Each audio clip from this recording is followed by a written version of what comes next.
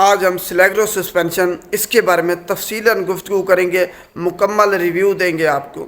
سب سے پہلے اس کا جنیرک فارمولہ دیکھیں گے، اس کے بعد ہم یہ دیکھیں گے کہ اس کو استعمال کیسے کرنا ہے، کس مقصد کے لیے اس کو استعمال کیا جا سکتا ہے، اس کو بنانے کا طریقہ کیا ہے، اور جو سسپینشن ہے یہ کتنے دن کے اندر استعمال کرنی ہے آپ نے، کون لوگ اس کو استعمال نہیں کر سکتے، کن ادویات کے ساتھ آپ نے اس کو استعمال نہیں کرنا، اور دن میں آپ اس کو کتنی مرتبہ اور کتنی مقدار میں استعمال کر سکتے ہیں۔ آخر میں ہم اس کے مضر صحت اثرات ایڈورس ڈرگ ریئیکشن کے بارے میں بات کریں گے۔ میں ہوں آپ کا فارماسسٹ ماہر ادویات ڈاکٹر محمد شاہد اقبال، اور آپ کو اپنے چینل پر خوش آمدید کہتا ہوں۔ سب سے پہلے سلیگرو سسپینشن، اس کا جنیرک فارمولہ دیکھتے ہیں۔ سلڈینافل اس کا جنیرک فارمولہ ہے۔ ہر 1 ml کے اندر سلڈینافل کی مقدار 10 ملی گرام ہے، اور یہ سلیگرو سسپینشن 112 ml کی ہوتی ہے، اور اس کی جو پرائس ہے، قیمت ہے، وہ اس وقت پاکستان میں 500 روپے ہے۔ اب ہم دیکھتے ہیں کہ اس کو کس مقصد کے لیے استعمال کیا جا سکتا ہے۔ سلڈینافل کو بنیادی طور پر یہ 2 چیزوں کے لیے استعمال ہوتی ہے، پلمونری آرٹیریل ہائپر ٹینشن اور دوسرا اریکٹائل ڈسفنکشن۔ علیحدہ علیحدہ دونوں چیزوں کو تفصیلاً ڈسکس کرتے ہیں تاکہ آپ کو مکمل طور پر سمجھ آ جائے۔ پلمونری آرٹیریل ہائپر ٹینشن، وہ بلڈ ویسل، وہ آرٹریز جو کہ دل سے پھیپھڑوں کو بلڈ سپلائی کرتی ہیں، ان میں بلڈ پریشر زیادہ ہو جاتا ہے، جس کی وجہ سے جو مریض ہیں، پیشنٹس ہیں، ان کو سانس لینے میں دشواری پیش آتی ہے، کوئی کام نہیں کر سکتے، اگر کام کرتے ہیں تو ان کا سانس پھول جاتا ہے، یا اگر وہ ریسٹنگ پوزیشن پر ہیں تب بھی ان کو سانس لینے میں مشکلات پیش آتی ہے، ان کو چیسٹ میں پین ہوتا ہے۔ تو یہ پلمونری آرٹیریل ہائپر ٹینشن ہے۔ اس کے علاج کے لیے ہم سلڈینافل کو استعمال کرتے ہیں۔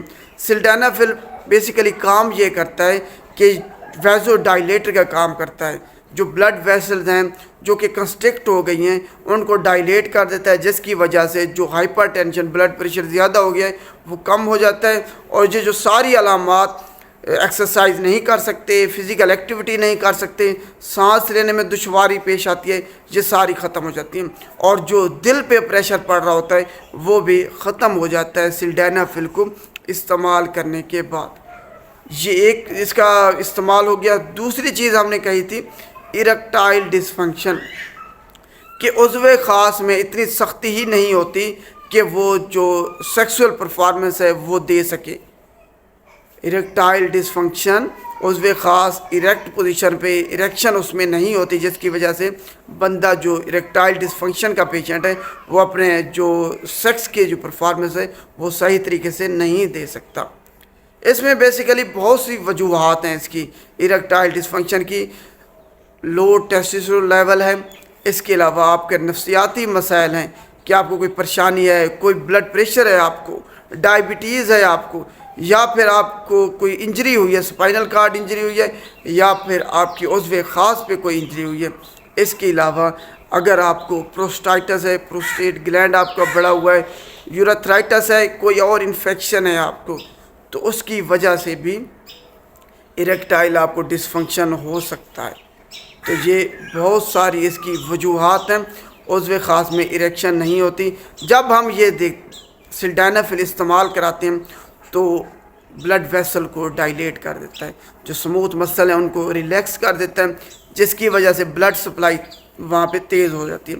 بلڈ سپلائی پراپر ہونے کی وجہ سے جو عضو خاص میں اریکشن نہیں ہوتی وہ اپنی اریکٹ پوزیشن میں چلا جاتا ہے، اس میں تناؤ آ جاتا ہے، اور بندہ اپنی سیکس جو پرفارمنس ہے وہ ٹھیک طریقے سے دے سکتے ہیں۔ تو یہ بنیادی طور پر اس کے 2 کام ہیں، پلمونری آرٹیریل ہائپر ٹینشن اور اریکٹائل ڈسفنکشن۔ اریکٹائل ڈسفنکشن اور چیز ہے، اور آپ کی جو ٹائمنگ کا مسئلہ ہے وہ اور چیز ہے۔ جس کو اریکٹائل ڈسفنکشن ہے کہ عضو خاص ان کا کھڑا ہی نہیں ہوتا، جتنا سٹیمولس ان کو دے دیا جائے تو وہ اس کو استعمال کر سکتے ہیں۔ یہ نہیں کہ آپ کا کسی اور وجہ سے جو آپ کی پرفارمنس کم ہو جاتی ہے، آپ کی یہ سمجھ لیں مردانہ ٹائمنگ کم ہے، تو اس کے لیے آپ اس کو ہرگز استعمال نہیں کر سکتے۔ مردانہ ٹائمنگ کا تعلق آپ کی بیسیکلی دماغ سے ہے کہ آپ کو کوئی پریشانی ہے، کوئی اور ڈائبٹیز ہے، بلڈ پریشر زیادہ ہے، آپ سٹریس پوزیشن میں ہیں، یہ وجوہات ہو سکتی ہیں۔ اریکٹائل ڈسفنکشن اور مردانہ ٹائمنگ یہ دونوں الگ چیزیں، اس کو آپ نے کمبائن نہیں کرنا۔ اب ہم دیکھتے ہیں کہ اس کو بنانے کا طریقہ کیا ہے۔ یہ سسپینشن تو ہے، اس کو اب بنانا کیسے ہے؟ یہ پاؤڈر فارم میں ہے۔ سب سے پہلے آپ نے جو اس کی شیشی ہے، پیک ہے، اس کو اچھے طریقے سے شیک کرنا ہے تاکہ جو پاؤڈر ہے وہ سموتھلی سارا ہو جائے، اکٹھا نہ ہو کسی جگہ پہ۔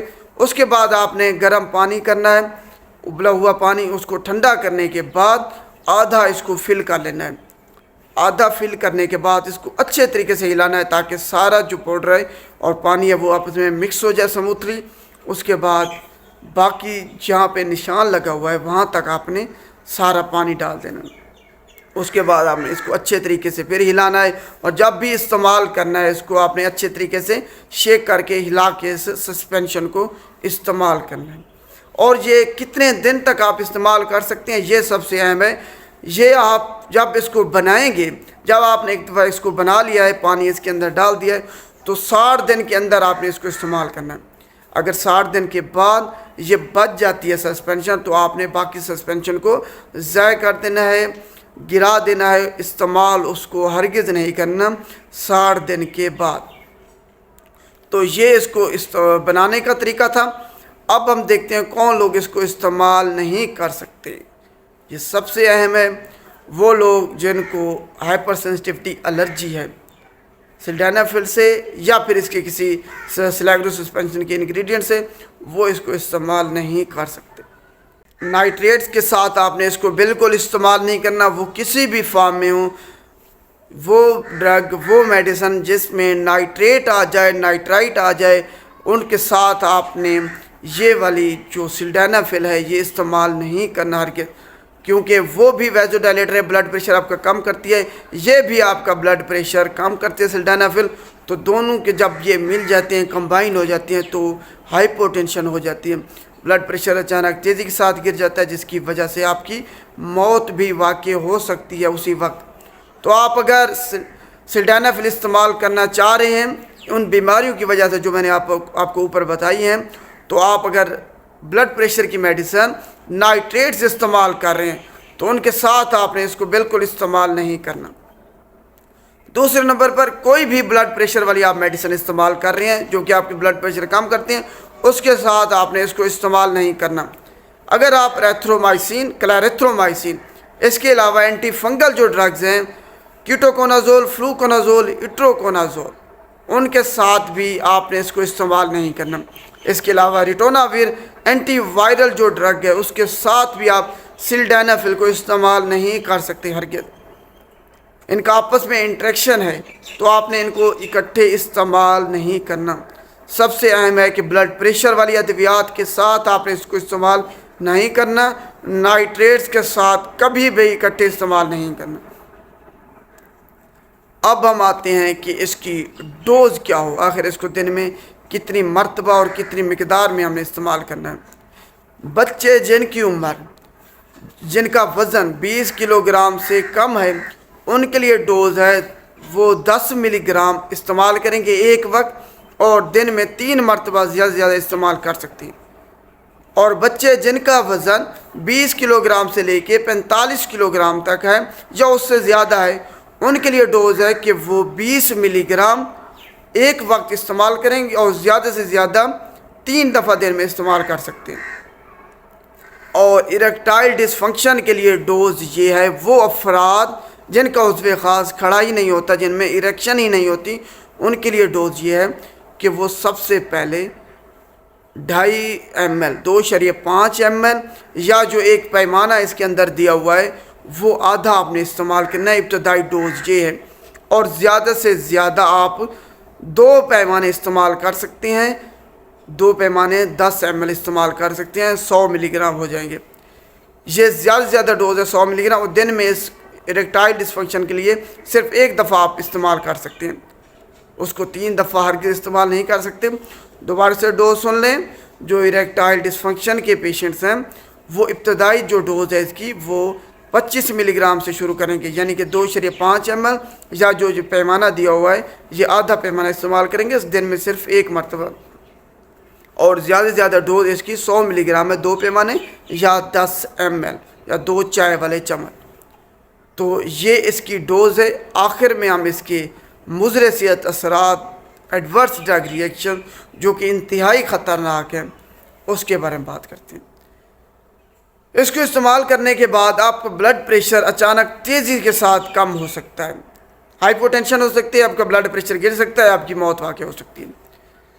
دوسرے نمبر پر جب آپ اس کو استعمال کریں گے آپ کی جو بینائی ہے وہ متاثر ہو سکتی ہے، یا تو اس میں دھندلا پن آ سکتا ہے یا بینائی مکمل طور پر ختم ہو سکتی ہے، آپ اندھے پن کا شکار ہو سکتے ہیں، بینائی کا مکمل خاتمہ ہو جائے گا، آپ کچھ بھی نہیں دیکھ سکیں گے۔ تو اس کو ذہن میں آپ نے رکھنا ہے، یہ کوئی مذاق نہیں ہے، انتہائی خطرناک ڈرگز ہوتی ہیں یہ اور جتنی بھی ہیں مضر صحت اثرات آپ میں ظاہر نہیں ہو رہے، کسی اور میں ہو جائیں گے۔ یہ جو ادویات ٹیسٹ کرتی ہیں، یہ جو کلینیکل ان کا ٹیسٹنگ ہوتی ہے، یہ مخصوص گروپس میں ہوتی ہے، مخصوص علاقے میں ہوتی ہے، تو ہر علاقے میں اس کے علاوہ ہر جنریشن میں اس کا اثر مختلف ہو سکتا ہے، تو بینائی آپ کی متاثر ہو سکتی ہے، دھندلا پن ہو سکتا ہے، اور بینائی کا مکمل خاتمہ بھی ہو سکتا ہے اس کو استعمال کرنے کے بعد۔ آپ کی سننے کی صلاحیت متاثر ہو سکتی ہے، آپ کو یا تو کم سنائی دے سکتا ہے کہ آپ سننے کی صلاحیت، یا مکمل طور پر آپ بہرے بھی ہو سکتے ہیں اس کو استعمال کرنے کے بعد، تو یہ آپ نے ذہن میں رکھنا ہے۔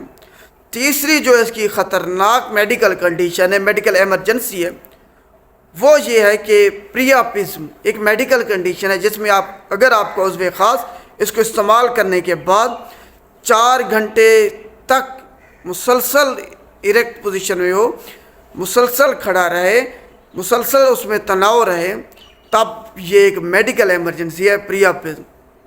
تب آپ نے فوری طور پر میڈیکل ایمرجنسی جو ہسپتال ہے قریبی، وہاں پہ آپ نے جانا ہے اور اس کا علاج کرانا ہے۔ اگر آپ نے لیٹ کر دیا، آپ کو سمجھ نہیں ہے کہ ہو کیا رہا ہے، تب آپ کا عضو خاص مکمل طور پر اریکٹائل ڈسفنکشن اس میں ہو سکتی ہے، کبھی بھی تناؤ نہیں ہوگا، آپ دوبارہ سن لیں، امپوٹنس کا شکار ہو سکتے ہیں اور اریکٹائل ڈسفنکشن ہو سکتا ہے اس کو استعمال کرنے کے بعد۔ پریاپزم ایک میڈیکل ایمرجنسی ہے جس میں اگر آپ عضو خاص 4 گھنٹے سے زیادہ اوپر ہو جائے اور مکمل طور پر اریکٹ پوزیشن میں ہو، مکمل طور پر کھڑا رہے، اس میں تناؤ رہے، تب اس کو پریاپزم کہتے ہیں۔ یہ اس کو استعمال کرنے کے بعد بھی ہوتا ہے۔ دوسری بہت ساری ادویات ہیں، اسٹیٹ گلینڈ جن کا بڑا ہوتا ہے، جن کو غدود کہتے ہیں، ٹیمسولوسن، جب وہ استعمال کرتے ہیں تو اس سے بھی پریاپزم ہو سکتا ہے۔ تو اس کو آپ نے ذہن میں رکھنا ہے۔ 3 اس کے خطرناک مضر صحت اثرات ہیں۔ 4، ایک تو آپ کی موت ہو سکتی ہے، ہائپو ٹینشن ہو سکتی ہے آپ کی اچانک اس کو استعمال کرنے کے بعد، اگر آپ نے ڈوز اوپر نیچے کر لی، یا نائٹریٹس کے ساتھ یا کسی اور ادویات کے ساتھ اکٹھے استعمال کر لی جو بلڈ پریشر کم کرتی ہیں۔ دوسرا، اگر آپ ویژن لاس ہو سکتی ہے، مکمل طور پر آپ اندھے ہو سکتی ہیں، آپ کو کچھ دکھائی نہیں دے گا۔ تیسرا، آپ سننے کی صلاحیت سے محروم ہو سکتے ہیں، یا تو کم سنائی دے سکتا ہے یا پھر مکمل طور پر بہرے ہو سکتی ہیں۔ چوتھا، یہ پریاپزم ہے کہ آپ عضو خاص 4 گھنٹے سے زیادہ کھڑا رہے، تب اس میں جو وہ ڈیمیج ہو سکتا ہے، آرٹریز، ویسل، جو بلڈ ویسل ہیں وہ ڈیمیج ہو سکتی ہیں، اریکٹائل ڈسفنکشن مکمل طور پر ہو سکتے ہیں آپ کو۔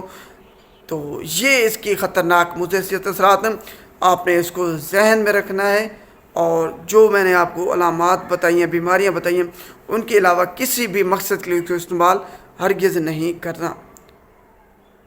ہمیشہ ادویات کے بارے میں فارماسسٹ سے مشورہ کیا کریں، کیونکہ ادویات کے بارے میں فارماسسٹ سے زیادہ کوئی بھی نہیں جانتا۔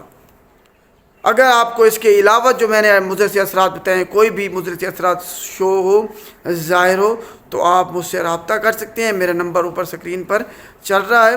تو امید ہے آپ کو آج کا ٹاپک جو ہے نا، سلیگرو سسپینشن، اس کے بارے میں تفصیلاً آپ اس سے آگاہ ہو گئے ہوں گے، کس مقصد کے لیے اس کو استعمال کرنا ہے۔ شکریہ۔